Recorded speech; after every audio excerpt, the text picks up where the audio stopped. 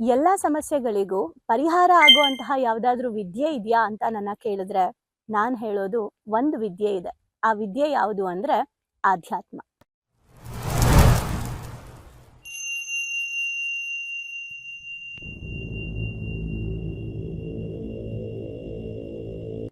ಹೌದು, ಆಧ್ಯಾತ್ಮ ಅನ್ನೋದು ವಿದ್ಯೆನ ಅಥವಾ ಜೀವನ ಶೈಲಿನ ಅನ್ನೋ ಗೊಂದಲದಲ್ಲೇ ಇವತ್ತು ತುಂಬಾ ಜನ ನಾವಿದ್ದೀವಿ.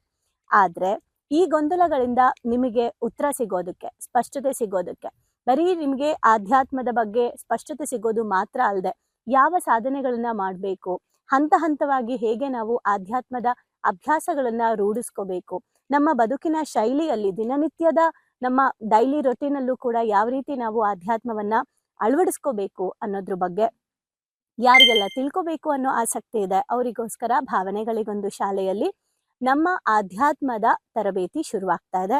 ಆಲ್ರೆಡಿ 1 ವರ್ಷ ಕಂಪ್ಲೀಟ್ ಆಗಿ ಈಗ ನಮ್ಮ 2ನೇ ಬ್ಯಾಚ್ ಸ್ಟಾರ್ಟ್ ಆಗ್ತಾ ಇದೆ. ಸೊ ಜೂನ್ ತಿಂಗಳಿಂದ ಇದು ಶುರುವಾಗ್ತಾ ಇದೆ. ಆದ್ರೆ ಇದಕ್ಕೆ ರಿಜಿಸ್ಟ್ರೇಷನ್ ಈಗ ಶುರುವಾಗಿದೆ. ನಮಸ್ತೆ.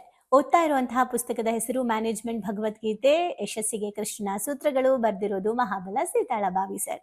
ಸೊ ನಿನ್ನೆ ನಾವು ನೋಡಿದ್ವಿ ಅವಕಾಶನ ಮಿಸ್ ಮಾಡ್ಕೋಬಾರ್ದು ಅಂತ, ಹೇಗ್ ಮಾಡ್ಬೇಕು, ಯಾಕೆ ಮಾಡ್ಬೇಕು, ಗಾಂಧೀಜಿ ಮಿಸ್ ಮಾಡ್ಕೊಂಡಿಲ್ಲ, ಸಿದ್ಧಾರ್ಥ ಬುದ್ಧನಾಗೋಕ್ ಮಿಸ್ ಮಾಡ್ಕೊಂಡಿಲ್ಲ, ಕೃಷ್ಣ ಮಿಸ್ ಮಾಡ್ಕೊಳ್ಳಿಲ್ಲ, ಅರ್ಜುನಂಗ್ ಮಿಸ್ ಮಾಡಕ್ ಬಿಡ್ಲಿಲ್ಲ, ಅಂಡ್ ಪೂರ್ವ ಜನ್ಮ, ಪುನರ್ಜನ್ಮ, ಮಧ್ಯದ ಜನ್ಮ ಅದನ್ನೇ ಇಂಪಾರ್ಟೆಂಟ್, ಅದ್ರ ಮೇಲೆ ಪ್ರೆಸೆಂಟ್ ಮೇಲೆ ಕಾನ್ಸಂಟ್ರೇಟ್ ಮಾಡಿ ಎಲ್ಲವೂ ಹೇಳಿದ್ರು. ಈಗ ನಾವು ನೋಡ್ತಾ ಹೋಗೋಣ ಅವತ್ತೇ ಹೇಗೆ ನಾವು ಮಾಡ್ತಾ ಹೋಗ್ಬೋದು, ಎಷ್ಟು ಇಂಪಾರ್ಟೆಂಟ್ ಆಗುತ್ತೆ, ಮಾಡಿಲ್ಲ ಅಂದ್ರೆ ಏನಾಗುತ್ತೆ. ಮಾಡುವುದೆಲ್ಲವನ್ನು ಈ ಬದುಕಿನಲ್ಲೇ ಮಾಡಿ ಮುಗಿಸಬೇಕು ಎಂಬುದಕ್ಕೆ ಕೃಷ್ಣನ ಸಾಂಕೇತಿಕ ನಿದರ್ಶನ. ಕೃಷ್ಣವತಾರದ ಕರ್ತವ್ಯಗಳನ್ನೆಲ್ಲ ಅವನು ಕೃಷ್ಣವತಾರದಲ್ಲೇ ಮುಗಿಸಬೇಕಾಗಿತ್ತು. ಕೃಷ್ಣಂಗೆ ಗೊತ್ತಿರ್ಲಿಲ್ವಾ ವಿಷ್ಣುಗೆ 10 ಜನ್ಮ ಇದೆ, ಅದರಲ್ಲಿ ಕೃಷ್ಣನ್ ಜನ್ಮ ಒಂದು, ಮತ್ತೆ ನೆಕ್ಸ್ಟ್ ಇನ್ನೊಂದು ಜನ್ಮ ಬರುತ್ತೆ ಅಂತ ಕೃಷ್ಣಂಗೆ ಗೊತ್ತಿರ್ಲಿಲ್ವಾ? ಗೊತ್ತಿತ್ತು. ಆದ್ರೆ ರಾಮನಾಗಿ ಬಂದಾಗ ರಾಮನ ಕೆಲಸ ಪೂರ್ತಿ ಮುಗಿಸಿ ಹೋದ್ರು, ಕೃಷ್ಣನಾಗಿ ಬಂದಾಗ ಕೃಷ್ಣನ ಜನ್ಮವನ್ನ ಪೂರ್ತಿ ಮುಗಿಸಿ ಹೋದ್ರು. ಅಂದ್ರೆ ಆ ಜನ್ಮದ ಕರ್ತವ್ಯವನ್ನ ಅದೇ ಜನ್ಮದಲ್ಲಿ ಮುಗಿಸ್ಬೇಕು ಅನ್ನೋದನ್ನ ನಮಗೆ ಅರ್ಥ ಮಾಡಿಸಿದ್ದು, ಸಾಂಕೇತಿಕವಾಗಿ ನಿದರ್ಶನ ತೋರಿಸಿದ್ದು ಶ್ರೀಕೃಷ್ಣ ಪರಮಾತ್ಮ. ಸೊ ಮಾಡೋದೆಲ್ಲವನ್ನು ಈ ಬದುಕಿನಲ್ಲೇ ಮಾಡಿ ಮುಗಿಸಬೇಕು ಎಂಬುದಕ್ಕೆ ಕೃಷ್ಣ ಸಾಂಕೇತಿಕ ನಿದರ್ಶನವಾಗಿದೆ. ಅದನ್ನ ಕೃಷ್ಣವತಾರದಲ್ಲಿ ನಾವು ನೋಡ್ಬೋದು. ನನಗೆ 10 ಅವತಾರಗಳಿವೆ, ಯಾವಾಗಲೋ ಮಾಡಿ ಮುಗಿಸಿದ್ರಾಯ್ತು ಅಂತ ಅನ್ಕೊಳ್ಳಿಲ್ಲ. ಧರ್ಮ ಸಂಸ್ಥಾಪನೆಯ ಉದ್ದೇಶವನ್ನಿಟ್ಟುಕೊಂಡು ಈ ಅವತಾರ ಎತ್ತಿದಂತೆ ಅವನಿಗೆ ಪ್ರತಿ ಅವತಾರಕ್ಕೂ ಒಂದೊಂದು ಉದ್ದೇಶವಿತ್ತು. ಅದನ್ನೇ ನಾನು ಯಾವಾಗ್ಲೂ ಹೇಳ್ತಿರ್ತೀನಿ, ಪ್ರತಿಯೊಬ್ಬ ವ್ಯಕ್ತಿಯು ಇಲ್ಲಿಗೆ ಬರೋದು ಒಂದು ಉದ್ದೇಶವನ್ನ ಇಟ್ಕೊಂಡು, ಆ ಉದ್ದೇಶವನ್ನ ಪೂರ್ತಿ ಮಾಡೋದ್ರ ಕಡೆಗೆ ಯಾರು ಗಮನ ಕೊಡ್ತಾರೆ ಅವರು ಈ ಜನ್ಮವನ್ನ ಸಂಪೂರ್ಣವಾಗಿ ಸಾರ್ಥಕತೆಯನ್ನ ಪಡ್ಕೊಳ್ತಾರೆ, ಸಕ್ಸಸ್ ಆಗ್ತಾರೆ. ಯಾರು ಈ ಜನ್ಮದ ಉದ್ದೇಶನ ತಿಳ್ಕೊಳ್ದೆ ಬಂದಿರೋದು ಏನಕ್ಕೋ ಅನ್ಕೊಂಡ್ ಮಾಡ್ಕೊಂಡು ಹೋಗ್ತೀವೋ ಮತ್ತೆ ಹುಟ್ಟಿ ಬರ್ತಾ ಇರ್ತೀವಿ. ಸೊ ಆದ್ರೆ ಕೃಷ್ಣಂಗೆ ಎಷ್ಟು ಜನ್ಮ ಇದೆ ಅಂತ ಗೊತ್ತಿದ್ದು ಈ ಜನ್ಮದಲ್ಲಿ ಮಾಡ್ಬೇಕಾಗಿರೋದನ್ನ ಇದೇ ಜನ್ಮದಲ್ಲಿ ಮಾಡಿದ್ರು. ಯಾಕಂದ್ರೆ ಪ್ರತಿಯೊಂದು ಅವತಾರದಲ್ಲೂ ಒಂದೊಂದು ಉದ್ದೇಶಗಳನ್ನ ಇಟ್ಕೊಂಡೇ ಬರ್ತಿದ್ರು, ಆ ಉದ್ದೇಶವನ್ನ ಪೂರ್ತಿ ಮಾಡೇ ಹೋಗ್ತಿದ್ರು. ನಮಗೆ ಬೇರೆ ಜನ್ಮಗಳಿದ್ದರೂ ಕೂಡ ಅವುಗಳು ಯಾರಿಗೂ ಕಂಡಿಲ್ಲ. ನಾವು ಕೃಷ್ಣನಂತೆ ಈ ಜನ್ಮದಲ್ಲಿ ಪೂರೈಸಬೇಕಾದ ಕರ್ತವ್ಯವನ್ನು ಹೊಂದಿದ್ದೇವೆ. ಅವುಗಳನ್ನು ಈ ಬದುಕಿನಲ್ಲೇ ಮುಗಿಸಬೇಕು. ಸಮಸ್ಯೆಗಳನ್ನು ಕಡೆಗಣಿಸುವುದು ಮ್ಯಾನೇಜ್ಮೆಂಟ್ ಅಲ್ಲ. ಸಮಸ್ಯೆಗಳು ಬಂದಾಗ ಅದನ್ನ ನೆಗ್ಲೆಕ್ಟ್ ಮಾಡೋದು ಆಕ್ಚುಲಿ ಒಳ್ಳೆ ಮ್ಯಾನೇಜ್ಮೆಂಟ್ ಅಲ್ಲ. ನಾವು ಕೂಡ ಸಮಸ್ಯೆ ಬಂದಾಗ ಸಮಸ್ಯೆ ತಾನೆ ಅಂತ ನಾವು ಸುಮ್ಮನೆ ಬಿಡೋದು ಆಕ್ಚುಲಿ ಮುಂದೆ ಒಂದಿನ ತುಂಬಾ ದೊಡ್ಡ ಡೇಂಜರ್ ಆಗುತ್ತೆ. ನೀವು ನೋಡಿರ್ಬೋದು, ಆರೋಗ್ಯದ ಸಮಸ್ಯೆ ಏನಾದ್ರು ಬಂದಾಗ ತೋರ್ಸೋಣ ಬಿಡು ಅನ್ಕೊಂಡು ತುಂಬಾ ದೊಡ್ಡದಾದಾಗ ಅದೇನಾಗುತ್ತೆ, ರಾಂಗ್ ಆಗಿ ಇಂಪ್ಯಾಕ್ಟ್ ಆಗುತ್ತೆ. ತುಂಬಾ ದೊಡ್ಡದಾದಾಗ ವಾಸಿ ಮಾಡಕ್ ಆಗಲ್ಲ ಅಂತ ಹೇಳ್ಬೋದು. ಹಾಗಾಗಿ ಸಮಸ್ಯೆಗಳನ್ನು ಕಡೆಗಣಿಸುವುದು ಮ್ಯಾನೇಜ್ಮೆಂಟ್ ಅಲ್ಲ. ಮ್ಯಾನೇಜ್ಮೆಂಟ್ ಅಂದರೆ ಪರಿಹಾರ ಮತ್ತು ಬೆಳವಣಿಗೆ. ಒಂದು ಕೆಲಸಕ್ಕೆ ಕೈ ಹಾಕಿದ ಮೇಲೆ ಅದಕ್ಕೇನೇ ಸಮಸ್ಯೆ ಬಂದರೂ ಪರಿಹರಿಸುತ್ತಾ ಹೋಗುವುದು ಮತ್ತು ಆ ಮೂಲಕ ಬೆಳೆಯುವುದು ನಿರ್ವಹಣಾ ಶಾಸ್ತ್ರದ ತಿರುಳು. ಕಡೆಗಣಿಸಲು ಯೋಗ್ಯವಾದ ಸಂಗತಿಗಳು ಪ್ರಪಂಚದಲ್ಲಿ ಬಹಳ ಕಡಿಮೆ ಇದೆ. ಬೆಳೆಯಬೇಕೆನ್ನುವವನಿಗೆ ಎಲ್ಲವೂ ತಿಳಿದಿರಬೇಕು. ನೋಡಿ, ನಾವು ಮೊದಲನೇದು ಸಮಸ್ಯೆಗಳನ್ನ ನೆಗ್ಲೆಕ್ಟ್ ಮಾಡಬಾರ್ದು. ಆ ಸಮಸ್ಯೆಗಳನ್ನ ಬಗೆಹರಿಸ್ಕೊಳ್ತಾ ನಾವು ಬೆಳಿತಾ ಹೋಗ್ಬೇಕು. ಕಡೆಗಣಿಸೋಕೆ ಯೋಗ್ಯವಾದ ಸಂಗತಿಗಳು ಅಂದ್ರೆ ನೆಗ್ಲೆಕ್ಟ್ ಮಾಡೋಕೆ ತುಂಬಾ ವಿಷಯಗಳಿದೆ, ಅದನ್ನ ನೆಗ್ಲೆಕ್ಟ್ ಮಾಡಿ. ಅದನ್ನ ಬಿಟ್ಬಿಟ್ಟು ನಿಮ್ಮ ಬದುಕಲ್ಲಿ ಬರ್ತಾ ಇರುವಂತಹ ಸವಾಲುಗಳನ್ನ ನೀವು ನೆಗ್ಲೆಕ್ಟ್ ಮಾಡ್ಬಿಟ್ರೆ ಅಂತ ಹೇಳ್ತಾ ಇರೋದು. ಅಂದ್ರೆ ನೆಗ್ಲೆಕ್ಟ್ ಮಾಡೋ ವಿಷಯಗಳು ತುಂಬಾ ಇದೆ, ಅದನ್ನ ಮಾಡಿ ನೀವು ಅಂತ. ಆಯ್ತಾ? ಸೊ ಇಲ್ಲಿ ನಾವು ಅದನ್ನ ತಿಳ್ಕೋಬೇಕು. ಯಾಕೆ ಅಂತಂದ್ರೆ ಬೆಳೆಯಬೇಕು ಅನ್ನೋರು ಇವೆಲ್ಲವೂ ತಿಳ್ಕೊಂಡಿರ್ಬೇಕು. ಕೃಷ್ಣ ಯಾರನ್ನು ಯಾವುದನ್ನೂ ಕಡೆಗಣಿಸಲಿಲ್ಲ. ಕೃಷ್ಣ ಎಂತವ್ರನ್ನೂ ಕಡೆಗಣಿಸಲಿಲ್ಲ. ವ್ಯಾಸರು ಅವನಿಗೆ ಆರೋಪಿಸಿದ ದಿವ್ಯ ಶಕ್ತಿಗಳು ಬಳಸಿದ್ದರೆ ಕುಳಿತಲ್ಲೇ ಅವನು ಕೌರವರನ್ನು ನಾಶ ಮಾಡ್ಬೋದಿತ್ತು. ಕೃಷ್ಣನ್ಗೆ ಇರುವಂತಹ ಶಕ್ತಿ ಪ್ರಕಾರ ಕೃಷ್ಣ ಕೂತಿದ್ ಕಡೆನೆ ಕೌರವರನ್ನ ನಾಶ ಮಾಡ್ಬೋದಿತ್ತು. ಕೌರವರ ಮನಸ್ಸನ್ನ ಒಲಿಸ್ಬಿಟ್ಟು ಅವನು ಸೈನ್ ಹಾಕ್ಸ್ಬಿಡ್ಬೋದಿತ್ತು ಅಗ್ರಿಮೆಂಟ್ಗೆ, ಆಸ್ತಿ ಬಿಟ್ಕೊಡುವಂತ. ಅಷ್ಟು ಪ್ರಭಾವಿ ಆಗಿದ್ರೂ ಸಹ ಅವರು ಅಂದ್ರೆ ವಶೀಕರಣ ಮಾಡ್ಕೊಳ್ಳುವಂತಹ ಶಕ್ತಿ ಕೂಡ ಕೃಷ್ಣನಿಗೆ ಇದ್ರೂ ಸಹ ಅವ್ರು ಯಾವುದೇ ಕಾರಣಕ್ಕೂ ಇದನ್ನ ಮಾಡ್ಲಿಲ್ಲ. ಅರ್ಜುನನ ಮೂಲಕ ಯುದ್ಧವನ್ನ ಸಿದ್ಧ ಮಾಡಿದ್ರು. ಆದ್ರೆ ಹಂತ ಹಂತವಾಗಿ ಅವನು ಎಲ್ಲವನ್ನು ಹೇಗೆ ಸಾಧಿಸ್ಬೇಕೋ ಹಾಗೇ ಸಾಧಿಸ್ಬೇಕು ಅನ್ಬಿಟ್ಟು ಅಡ್ಡದಾರಿನೂ ಹಿಡ್ದಿಲ್ಲ, ಸಾಧಿಸ್ಬೇಕು ಅನ್ಬಿಟ್ಟು ಮೋಸನೂ ಮಾಡಿಲ್ಲ. ಆ ಸಾಧನೆಗೆ ಆ ಕ್ಷಣದಲ್ಲಿ ಧರ್ಮ ಸ್ಥಾಪನೆಗೆ ಏನ್ ಬೇಕು ಅದನ್ನೇ ಮಾಡಿದ್ರು. ನನ್ನ ಹತ್ರ ನಾನು ಇದನ್ನ ಒಂದು ಸೀರಿಯಲ್ ಅಲ್ಲಿ ನೋಡ್ಬೇಕಾದ್ರೆ, ರಾಧಾಕೃಷ್ಣ ಸೀರಿಯಲ್ ಅಲ್ಲಿ ನೋಡ್ಬೇಕಾದ್ರೆ ಯಾರೋ ಬಂದು ಕೃಷ್ಣನ ಕೇಳ್ತಾರೆ, ನೀನ್ ಇಷ್ಟೊಂದು ಪ್ರಭಾವಿ ಇದ್ಯಾ, ನೀನ್ ಮನ್ಸ್ ಮಾಡಿದ್ರೆ ಇದಾಗೋಗ್ಬಿಡುತ್ತೆ, ನೀನ್ ಯಾಕೆ ಮಾಡಲ್ಲ ಅಂದಾಗ ಕೃಷ್ಣ ಹೇಳ್ತಾರೆ, ನಾನು ಮನುಷ್ಯನ ಜನ್ಮ ಎತ್ತು ಬಂದಿದ್ದೀನಿ. ಸೊ ಈ ಜನ್ಮದಲ್ಲಿ ನನ್ನ ಈ ಶಕ್ತಿಗಳು ಎಷ್ಟು ಬಳಸ್ಬೇಕು ಅಷ್ಟೇ ಬಳಸ್ಬೇಕೇ ಹೊರತು ನಾನು ಅದನ್ನ ನನ್ನ ಸ್ವಾರ್ಥಕ್ಕೆ ಬಳಸ್ಕೋಬಾರ್ದು ಅಂತ ಹೇಳ್ತಾರೆ. ನಾನ್ ಮಾಡ್ಬೇಕಾಗಿರೋ ಕೆಲ್ಸನ ನಾನೇ ಮಾಡ್ಬೇಕು, ನನ್ನಲ್ಲಿರುವಂತಹ ಪವಾಡ ಶಕ್ತಿಗಳಿಂದ ಅಲ್ಲ ಅಂತ ಹೇಳ್ತಾರೆ. ಅದೇ ಅಲ್ವಾ ನಿಜವಾಗ್ಲೂ ನಾವು ತಿಳ್ಕೊಬೇಕಾಗಿರೋದು. ನನಗೆ ಪವಾಡ ಮಾಡಕ್ ಬರುತ್ತೆ, ನನಗೆ ಇನ್ನೊಬ್ಬರನ್ನ ವಶೀಕರಣ ಮಾಡಕ್ ಬರುತ್ತೆ ಅನ್ಬಿಟ್ಟು ನೆಗೆಟಿವ್ ಆಗಿ ಬಳಸ್ಕೊಂಡ್ರೆ, ನಮ್ಮ ಬೆಳವಣಿಗೆಗೆ ಬಳಸ್ಕೊಂಡ್ರೆ ಅದೆಷ್ಟು ಡ್ಯಾಮೇಜ್ ಅಲ್ವಾ.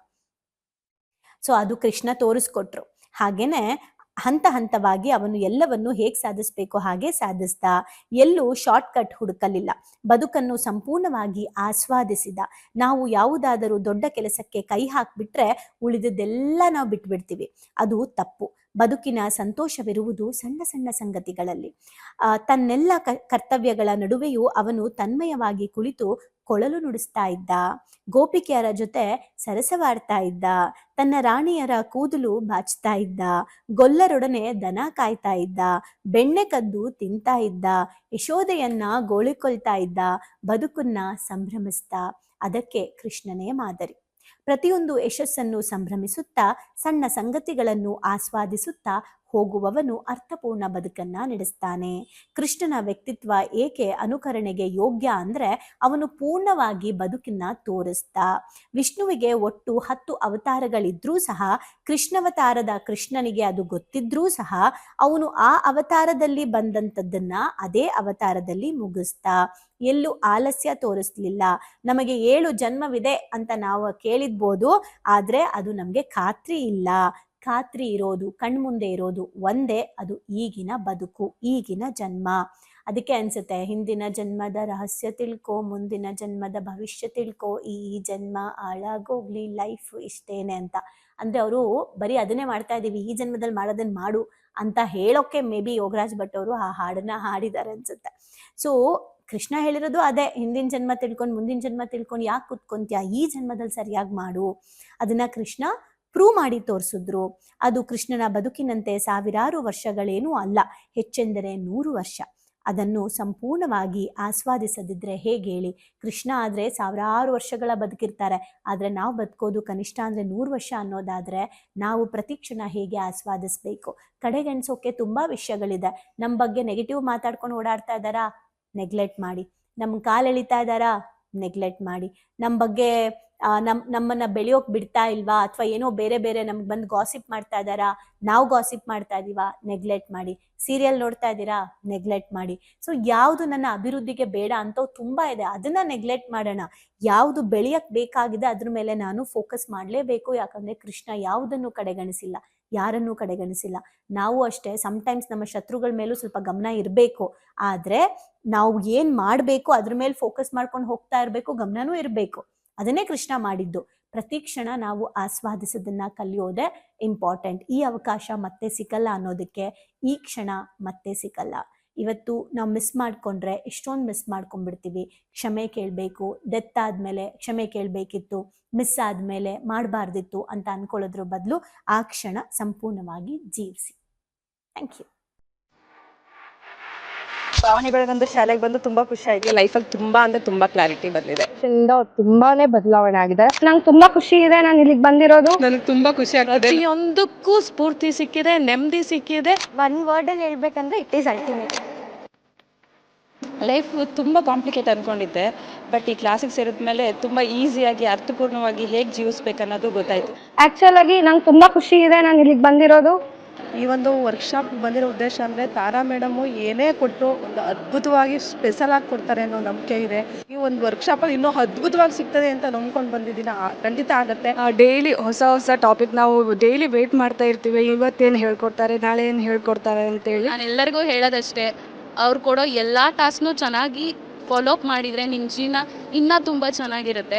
ಎಜುಕೇಶನ್ ಬಂದ್ಮೇಲೆ ನನ್ನ ಲೈಫ್ ಸೇವ್ ಆಯ್ತು ಅಂತಾನೆ ಹೇಳ್ಬೋದು. ಸೊ ಬಹಳನೇ ಖುಷಿ ಇದೆ.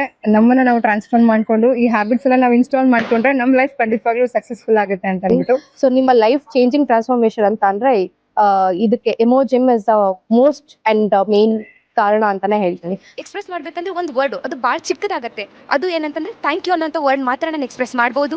ಒಂದೊಂದು ಸ್ಟೆಪ್ಪಲ್ಲೂ ನಾವು ಚೇಂಜ್ ಆಗ್ತಿದ್ದೀನಿ, ನಾನು ಚೇಂಜ್ ಆಗ್ತಿದ್ದೀನಿ ಅನ್ನೋದು ತುಂಬ ನನಗೆ ಅಳವಡಿಕೆ ಆಗ್ತಿದೆ. ಮತ್ತು ಎಲ್ಲ ಸ್ಕೂಲು ಕಾಲೇಜ್ಗಳಲ್ಲೂ ಇದೊಂದು ಸಬ್ಜೆಕ್ಟ್ ಅಂತ ಇಡಬೇಕು ಮಕ್ಕಳಿಗೆ. ಎಲ್ರಿಗೂ ಯೂಸ್ ಆಗುವಂಥ ಕ್ಲಾಸ್ ಇದು, ಯೂನಿಕ್ ಆಗಿದೆ.